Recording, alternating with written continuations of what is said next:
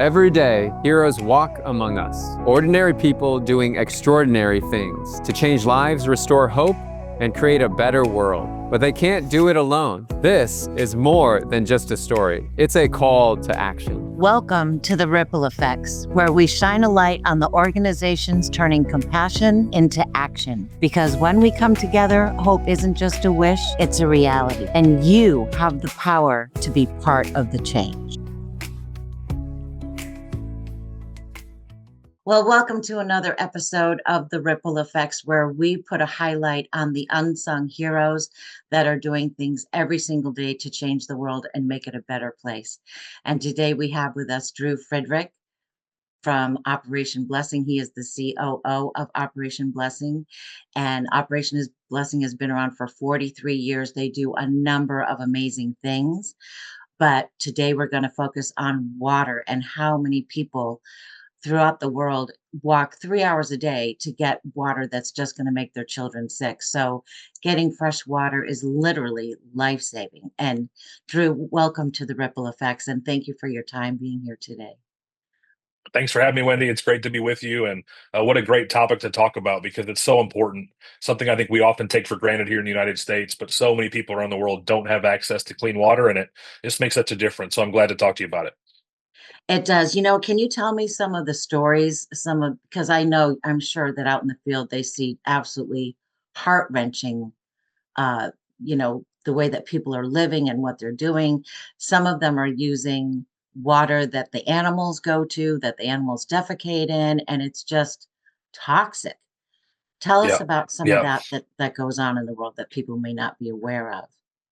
Yeah, I mean, water is life-giving, right? Is what we always Yeah. say. And so, but when you think about the places some of these communities are having to go and access water, it is animal watering holes, places where animals, defecate and use the bathroom, and humans use the restroom as well. They do laundry in these same areas. Mm. If they're not wanting to be dehydrated, they'll often just grab that water from the nearest source. But what we've seen time and time and time again is that water is making them actually sicker than if they weren't drinking anything at all. And so, we do samples, we do tests, and there's all kinds of live bacteria in the water. Many families are walking miles and hours every single day just to access Right. water that's going to make them sick and even kill them in some cases, unfortunately. And so, I think about one of the first stories I heard when I took this job at Operation Blessing was a woman named Ignacia. She's from Latin America, and she was 63 years old, and she'd never, ever in her life had access to a shower, a sink, or a toilet. And so she told our team when we showed up, after we put in a biodigester toilet, we piped fresh, clean water directly to her house, a shower right to her house. She said it was the first time she'd felt like a human in her 63 years. And so you can imagine just the lack of dignity that comes from bathing and drinking and going to the bathroom where the animals do. She felt like an animal for 63 years of her life, but a small investment by Operation Blessing and our incredible partners radically changed that. Unfortunately, it was 63 years for her, but the last half of her life will certainly be lived with dignity and cleanliness. And so what a huge testament to what we can all do when we kind of pull together and make a difference. Yeah. And you know what? She's probably going to enjoy many more long years of life because she can bathe and shower and do all of those things. Absolutely. I can't even Yeah. imagine. I can't Yeah. imagine never having access to a toilet or a shower or a bathtub. We have so Yeah. much to be grateful for in this country. Oh, we do. And, so often we think about water specifically as a glass of clean drinking water, and that Mm, matters so much. But what we've also found around the world is when we put in a clean water system like a well, and Wendy, I know you've done, 14 of them with your family. You've really invested in the solution. So you're yeah, not just talking the game, you're walking the game as well. But what yeah. we found is when we put in a well, even when we put in a well, if we don't train people on how to properly wash their hands and maintain good hygiene and sanitation, oftentimes that well will be contaminated. The people will end up just as sick. And so it really is for us, we call it our WASH program. It's water and sanitation and hygiene, because just clean water by itself is part of the solution. But if we don't teach them sanitation and hygiene and how to properly care for, the well or the water system that we put in and to wash their own hands, we still see that spread of disease And again, that disease leads to illness. Illness leads to a lack of kids in school, lack of parents at work. Then they're not making money. And now this entire cycle begins to repeat itself where poverty sets in.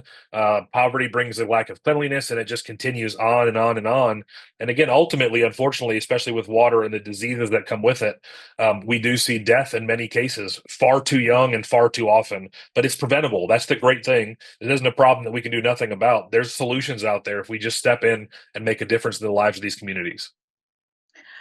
I didn't even think of what a domino effect it truly is. And I never thought about teaching them how to wash, that if they don't know how to properly maintain themselves, and they, like the first woman you mentioned that was 63, never had access to a shower or a toilet. If you don't teach them give them the whole picture, the water Yeah. is just going to be contaminated again. I never even thought of that. Thanks for pointing that out. Yeah, we one of the biggest initiatives that we have, in addition to putting in things like wells or water systems, is what we call wash in schools. And we actually have a curriculum that we've developed that we put into local schools wherever we're putting a water system in the ground. Because if students don't know, and oftentimes their parents have grown up without access to these things, so they don't know, natively either. But if we can teach kids at a young age how to maintain proper hygiene, proper sanitation, teach their parents as a result, then we really see that solution take in that community. But what we found is, I think about a school in Kenya that I just saw the other day. Hundreds of students. They had three latrines, which are basically outhouses, holes in the ground where these kids go to school. When it rains, they overflow. There's one hand washing sink, and it's almost a mile away from where the toilets are. And you can imagine a school with hundreds of kids. I mean, the amount of time it would take to do that, go wash your hands, get back to class, Right. is just not realistic. So we're Yeah. putting in 11 new bathrooms. We're putting in a hand washing station. We're putting in feminine hygiene solution for the young girls in these communities. And that's what it takes. Is the earlier we begin to start, we can transform their lives and change the trajectory. And when they're young is when they can really learn and build these good habits. But by the time they hit 63, it's a lot of work to teach and undo a lot of the bad habits, and then teach them brand new habits that they can use to keep themselves clean. Yeah. Now, how many countries is Operation Blessing drilling wells in?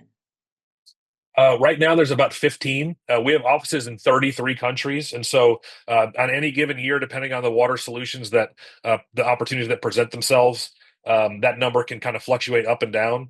We've just recently added Orphans Promise, one of our sister ministries, to what we do, and they work through partnerships in about 80 countries. So we really see tremendous opportunities ahead of us in terms of looking at new places to go and provide water solution systems, wash training, wells, those kinds of things. So this year it's 15, and a lot of it comes down to, where can we find proper water engineers in our offices? Where's their cooperation Mm, with the local government? Because we can't just go anywhere we want and put a well in the ground. Oftentimes, right, local right. government has a say.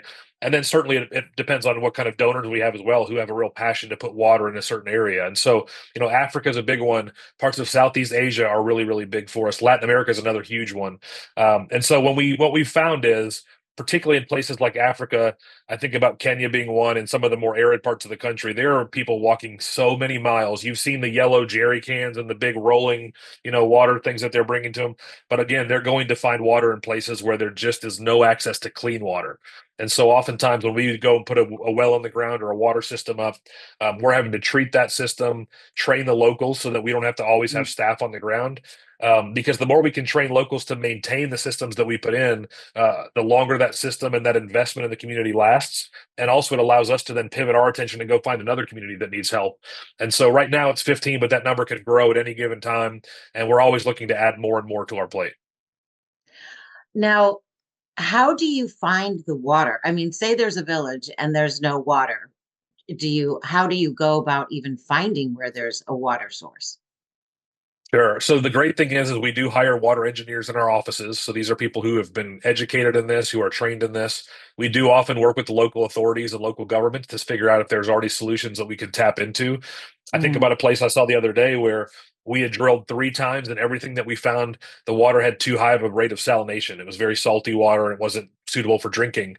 And so what we found was that about a kilometer away, there was a water solution that had already been put in place, a deep borehole well that we could actually tap into and run piping from that system into our community. And so it becomes kind of a collaborative partnership with another organization.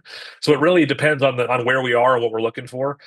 Best case scenario is we drill our own solutions right in the community where we're working, and that allows the community to actually bring volunteers and invest in their own solution. But oftentimes, depending on the climate or the area where they are, it's just not possible. So we do things like rainwater harvesting. If it's an area that gets quite a bit of rain, we'll harvest that Hmm. rain, Hmm. gravity feed it down, and then we'll treat it on the way down and get it piped directly to people's houses. We'll do huge water systems where we've got solar powered pumps that are pumping water into places. We do traditional hand pump wells, less and less now because it's not the most effective compared to as far as the scale of what we do. But hand pump Hmm. wells in many cases can still be a great solution. And again, I know you've invested in those, and we love seeing those because what you see is a community that had no access to water, and now you've got these smiling faces seeing water come out of the spigot for the very first time, and they can't Yes. really wrap their heads around the fact that there's clean water that they can actually drink and cook with and bathe with and all these things right there in their Yeah. community. So it's the solution changes just based on the community that we're in, but the engineers play a huge role in that. Now, is there any village that's too small? I don't know that I would say too small, but I would say what we would often do again is if there's a very small community, we would probably tap into something that already exists or look for a Mhm. large community nearby. We could put in a solution and then pipe off of that solution to come into a smaller community, because it is a pretty big investment. A lot of these things that we're putting in the ground, the water systems can be quite costly, but again, they help a lot of different people in the process. A well Yeah. is a little bit of a cheaper solution, but there's quite a bit of work that goes into the geological studies that we do ahead of time. Drilling isn't inexpensive. You got to find a good local partner who you can trust to do that, and then actually Yeah. putting the well and the pump in the ground. So we want to be sure that we're using the dollars that we get wisely, making sure that we're putting an investment in community that's going to actually help quite a few people at scale. But again, oftentimes we can kind of tap into another solution and pipe water directly into, or provide a community with access to another well in another community, which is something we've done in the past as well. So there's a lot of ways to go about it, but we always want to be sure that we're using donor dollars effectively and helping the most people possible. Well, I'm glad that you brought up using donor dollars effectively because I know Operation Blessing has a 5-star rating on Charity Navigator, and 90 cents or more of every dollar goes directly to the cause. So you're not lining the pockets of, executives and just doing Sure.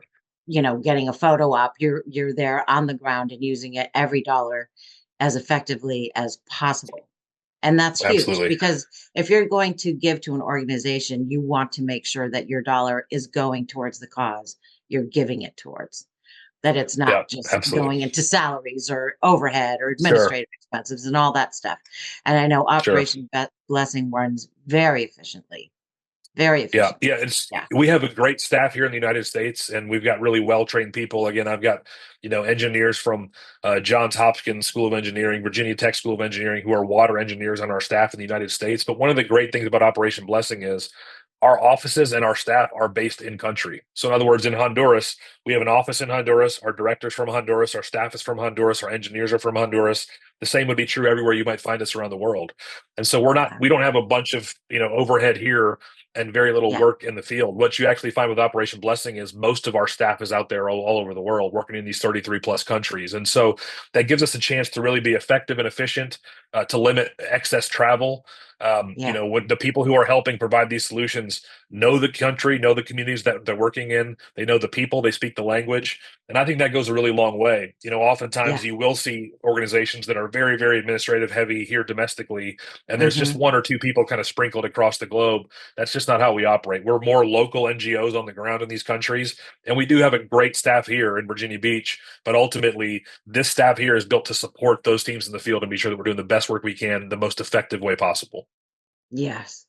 That, you are the example that every nonprofit should follow, the way that you have. Thanks. Yes. Well, that makes total sense to have people there. You're not flying back and forth, and which doesn't do the individual that's flying, 17, 24-hour, however many, Right. and then driving another 5 hours through ruts and, it's Sure. because you're out there where they're, Yeah. there's no civilization as we might refer to it in this day and Sure. age. You're out there Yeah. in villages and remote places. So to have people out there that are already in place and working with the government and, engineers from Johns Hopkins and the other colleges that you mentioned, that's just very high Yeah. quality. High quality. Well, Yeah. I think it gives us a chance to really be um, experts here and to feel like we're really making wise decisions. But again, Mhm. the people in the field are kind of our eyes and ears. They're the ones who are seeing these communities, identifying the Right. need. They're running the surveys because we always run a survey before the work and after the work. We want to know when we put this water system in, what were the things they were dealing with before? Is it things like, dysentery and missing days of school, missing days of work, all those things we talked about, the domino effect. And then Yeah. after we put the system in, we want to also survey 6 months later and say, hey, have those things changed or have we not really solved the problem? Because if not, then we've got more work to do. And I think for us, that's part of what makes Operation Blessing great and unique is we don't have a cookie cutter approach to what we do. We identify each community as individual. We find out what their needs are. We develop a solution tailor made for those needs specifically. And so I think for our teams being on the field, again, we couldn't do that if everybody that was providing the solution was here in Virginia Beach. But the teams in Honduras, the teams in Kenya, the teams in Guatemala, wherever it may be that we're working in Indonesia, they're always there. They're not that far away. They're a drive away or maybe a quick phone call away. Yeah. But they're in the same time zone in the same country, and they have eyes on these communities on a regular basis, and they can see, is the solution that we provided the right one? Is it working? Are people's lives changed? And if not, let's keep working. Let's keep trying to find a solution because the people matter too much. Let them go. Well, I really love that you do that follow up too. I don't know that I've ever heard of a nonprofit that does do that. And so to go Yeah. back and say, is our job done? Is there more to do? How are the people affected in a positive way? That's paramount, I think. Yeah, it is. It's otherwise, I feel like, again, I think about things, from a donor investment standpoint. And I don't think donors would want to make an investment and we'd say, hey, let's all celebrate. We've got a water system in a community. And then we know 6 months later it's not working and we leave it alone. And the donors under the impression that their money's gone to this great solution. And so Right, we right. always want to be sure that what we tell our donors is actually true. And the best way to do that is to continue to check up along the way. And one of the cool things that we do as well in some communities, not everywhere, but in many of the communities, is each member of the community there gets a little key fob that actually unlocks or activates the spigot in their community. And the reason we do that is because it allows us, even here in some of our systems, to monitor how much water is being used, how much, how often are they doing it? Are they doing the things that we say they're going to do? And so Mhm. if all of a sudden we see water usage go way down, well, we need to send somebody in there because either the pump is broken, the community has Right. stopped using them for whatever reason. And Yeah. oftentimes we've found, it doesn't happen often, but when it does, we've found, hey, that pump is broken or it's malfunctioning or the solar panel's broken. We'll go replace it and suddenly we're right back up and running. But if we just put a solution in and walked away, we'd have no idea that that was happening. And the community's right back where they started, no better than when we R- found them in the first place, which is just not acceptable for us. Yeah. Yeah. That's awesome. So how do they get a key fob? I mean, is there you have obviously some sort of system in place that monitors the water and how much is being used.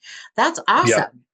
Yeah, no, it is. It gives us a better eye on what's actually happening. And again, when we put in a water system, it isn't like it's in, we turn it on and we just say, hey, we'll see you in 6 months for the survey.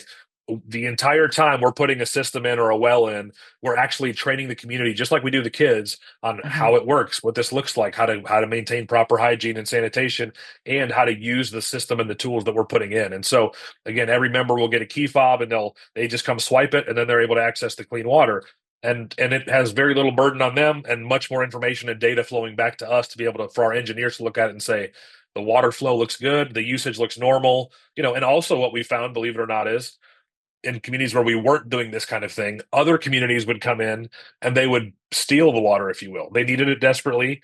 And so Right. rather than making sure that this community was getting what they needed, they would come in and steal the water at night or other times when the community wasn't as full of people, if it was during the workday. And Uh-huh. so we're happy to provide water to whoever needs it. But we also Yeah. want to be sure that the ones we've invested in, the ones who've invested their own Right. time and effort are getting what they need as well.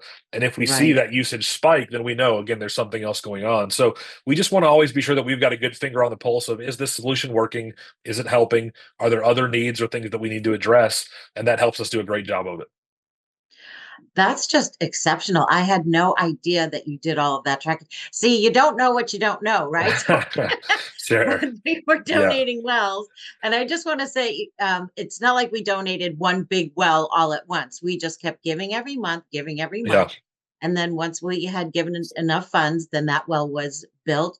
And we actually had one dedicated to everyone in the family and even my cousins and so forth. And just because we just wanted to keep doing it, because Yeah. without water, you have no life. I mean, you literally have no life. True. It's true. So, Yeah.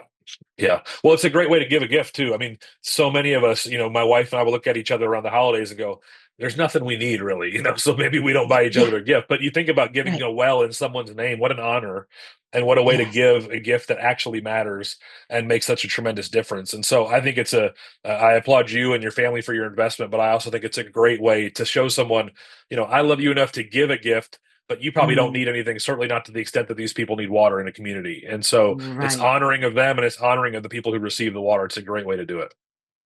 And Operation Blessing is so kind. We actually get pictures of the well being dedicated with, the person who we dedicated it to. Their name is on a plaque and everything. So it's really kind of very cool. Where you can go, Yeah, it is. you're helping all these villagers. Look how happy they are, So you Yeah, see the yeah, result of your, which so oftentimes you don't, you know what I mean? Where here's concrete sure. evidence of this is the difference that you're making. Here's a visual, you know, Yeah, picture, yeah, image of these actual people that are benefiting from the gift and from the generosity of the donors and so forth. yeah, yeah, So absolutely. yes. Yeah, no, it's beautiful. And we just believe that, donors are making a big investment. And whether, you're giving, your last $10 or you're giving, $10,000, whatever it is that the Lord's called you to give, we believe that investment matters. And we believe that it's our job to be good stewards of that money. And part of that process is reminding you of you gave, and this is the result of what happened. And it's not us doing it. We're just stewarding what you've given and stewarding what God's given us. But really, we're blessed to be able to do that and be able to come back to you and say, look what your giving did. Because I think so often it's a great reminder of when we just take our little bit, God multiplies it and makes such a huge difference. You would have had no idea with those pictures you get of how many villagers were getting this fresh, clean water for the very first time. And yet your giving made a difference in the community. And you'll never meet them this side of heaven.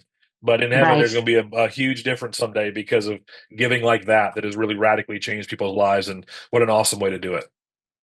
Well, that's something to look forward to. Amen. Amen. Find them all in heaven. Hey, Exactly. thanks to you, I had Exactly. clean water. Woohoo. That's cool. Yeah, Yeah, yeah, absolutely. Yeah. Yeah. that's But we awesome. love it. We feel like God has really called us to go into the hard places and bring help and hope. And we always talk about the fact that help is part of the equation, certainly the clean water, whatever solution is that we provide. But the hope we have is that there are brighter days ahead, that there's more to this life, and even despite difficult circumstances, that God's got a bigger plan, and we'll be able to remind people of that when we give them clean water, which is just an awesome way. Yeah, and I love that too, that you really say that this is given in love. This isn't, it's not necessarily, of course, there is a necessity, but Sure. there's really a lot of love and passion coming behind that. It's so much more than just the water. Absolutely. Yeah, No, it yeah. is. No question. Yeah. It's great. Yeah. Well, do you have any figures on how many wells you've done total? Or because I know you do more Um, than just wells, so maybe sure. water resources might be a better term? Yeah, so this past year we just did 190 water systems, which makes up, again, wells and other things like that. It's been certainly hundreds of wells, thousands in our lifetime, but hundreds in the last several Yeah, years. We yeah, try and do about that 180, 190 systems a year. Water systems again are usually a larger solution that costs a little bit more money, but help quite a few more people in the process. And those things take a longer period of time. Oftentimes you're not only drilling a hole in the ground, but you're putting a solar solution in for the pump. You're piping directly to houses. And so 190 right. over the course of the year is a pretty good number when you think about our global footprint. And we were Yes, able to help a lot of people with those kinds of things. yes, absolutely. Do you have any idea how many people are helped by those 180, 190 wells that you put in? I don't have a number off the top of my head, Wendy. I wish I did. I probably ought to have that for you. But I think because each community differs in size, and really and truly, some of these communities that we work in are very transient. And so, what you find is it might be, 250 people in this community when you begin the project. and that Mm. number's grown to 300 after the project is done because people know water's coming and they're moving into the community. Or Oh, the other is right. true. They were there for a season and now they've moved on because they're, migrant farmers or they're shepherds or whatever the case may be, and they're moving their Oh, flocks right. along somewhere else. And so the numbers kind Yeah. of change here and there. Yeah. But I would definitely tell you it's thousands. There's no question about that. And Oh, I again, would that's on imagine top of, multiple, yeah, multiple thousands. yeah, Yeah. yeah. Over Yeah. over the course of our existence, I mean, I would say it's north of a million if I had to guess. Yeah. But I don't want to give you a hard and fast number. But that's on top of what we do with disaster relief, where so often we go in and provide clean water solutions in disaster areas as well. We've just been Oh, doing you know that in what? Yeah. Myanmar, so that's a huge piece of what we do from a water standpoint as well. We've got 2 water technicians on our disaster response team, and we'll go into communities where, I think about Myanmar. It's just had this huge earthquake 2 weeks ago, and their entire infrastructure was broken. It was already a pretty poor, impoverished country to begin Yeah. with, Yeah. but now Yeah. you've got, contaminated water. People are living on the streets. Their houses have been damaged, and so our water technicians came in. They were testing the water, chlorinating the water, and then also put in some water treatment systems that actually pump out fresh, clean water that can be used to drink, to cook, to bathe. And so that's entirely separate, distinct from our wells and our water systems, but it still is a huge need, particularly in a Yeah. time of disaster. Well, and I know that Operation Blessing is oftentimes uh, there on the front lines immediately with life-saving water and supplies and things like that. Yeah, And we forget about that even the hurricanes that affected North Carolina and things like that, yeah, they're without water. You know, absolutely. and without water, you can only go what 3 days without water. So it's Yeah, you're actually bringing life to all of those yeah. situations. Yes. Yeah, we've handed out close to 1 million bottles of water in Asheville, North Carolina. Their main water system, the water main, was actually damaged underground when the hurricane hit, and it was so full of mud and just sludge and toxic Oh, stuff that people weren't yeah. allowed to even boil it for a season. They could only use bottled water, and so that doesn't happen often in the United States, but it did happen there, and so we were just Yeah. so glad to have our water technicians with us, to have great partners that donate bottled water to us that we can distribute. Hmm. And so we're always looking for ways in those scenarios to jump in and help. We've got some great partners that give us water treatment systems that we're able to roll out. But water is life. You've said it a couple times. I have as well. When you don't have water, you don't have life. And so we really believe that bringing clean water, whether it be around the world or even here at home in a place like Asheville, makes such a radical difference. And we're going to be there every time we can to provide the water that people need to live. I love that. I just love that. And that you do it so effectively and so efficiently and worldwide and in disasters. Didn't even think of that. I was just focusing on the water wells, but that's true. Sure. Yeah. Being there and being on the front lines when disaster strikes and bringing that life-saving water to all of those individuals as well. I can't even imagine how many, it says if you save the one life, it's as if you saved the entire world. You have Yeah. saved probably millions of worlds through Operation Blessing, Drew. Well, God is good. We've got a great team. He's brought tremendous talent to us. And our prayer is always, Lord, put us in front of the right people who need us, who need your love. And really, that's how we Mm, go about it. And time after time, when we show up, we meet people who are desperate for help and desperate for hope. And the good news is we've got both to provide. And so it's through tremendous donors that make it possible, tremendous resources that the Lord gives us, and a great team. And we're able to go into these places, really, really hard hit places, and give them yeah. exactly what they needed. And so often it is clean water. That's the very first necessity that they have to have in order to continue living. Yes. Yes. Absolutely. Well, Drew, I want to thank you so much for being with us today and for helping us inform and educate and hopefully empower people to act. I don't want you all to just watch this. I want your heart to be activated. We want you to get involved, and it's very easy to do so. I mean, it just takes either your time or some of your money or whatever it might be. I always tell people when I have my financial hat on that the first thing you need to do is live by the 10-10-80 rule. You give 10, you save Mm, 10, and you live on 80 because that first 10% will come back to you multiplied over and over. So mhm. please, you've seen the impact that Drew and Operation Blessing make in all these lives all around the world. And please don't let them be all of the unsung heroes. We are hoping that you will also get involved and that this will activate your heart and your mind to make this kind of difference in the world. So thank you so much for being with us, Drew. Thanks so much for having me, Wendy. It's been great. I've enjoyed it, and grateful to your audience to listen. It's awesome. Awesome. All right. Thank you so much. You've seen the impact, you've heard the stories. Now the question is, what will you do? Whether it's a donation, sharing their mission, or getting involved, every action matters. Visit therippleeffects.org to learn more and be part of something bigger than yourself. Because together, we're not just watching change happen, we are the change. Don't just watch the ripple. Be the reason for it.